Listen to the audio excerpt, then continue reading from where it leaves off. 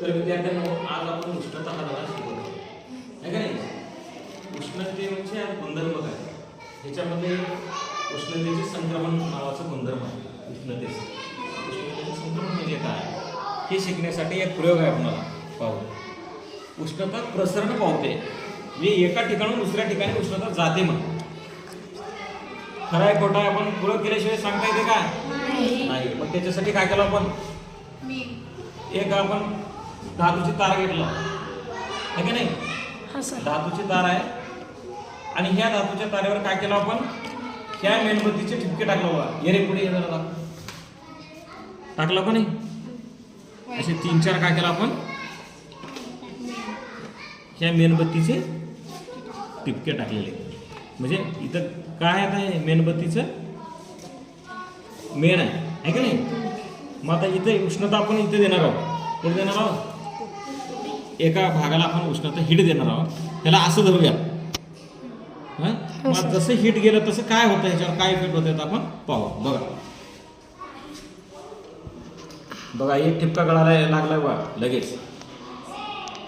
इकडून ये रे जरा पुढून दाखव, जवळ घे. 2 ठिपके आता एक का झालेत, पगळलेले आहेत, म्हणजे उष्णता इथपर्यंत आलेली आहे. आता पुढे पाहू काय होत आहे. एकाच ठिकाणी ठेवला बघा आपण, पुढे मागे करत नाही आपण.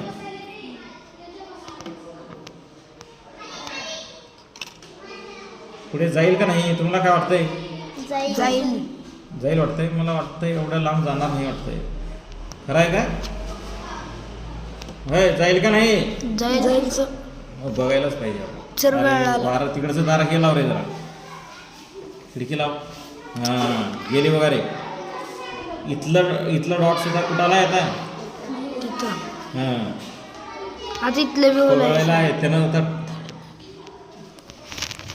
दिसलं नाही का, पगळला पाणी झालंय. पण नाही रे की रे महाराज, पडतंय की ती इथलं एवढं लांबचं जाईल की काही कॉन्फिडन्स लई आहे रे.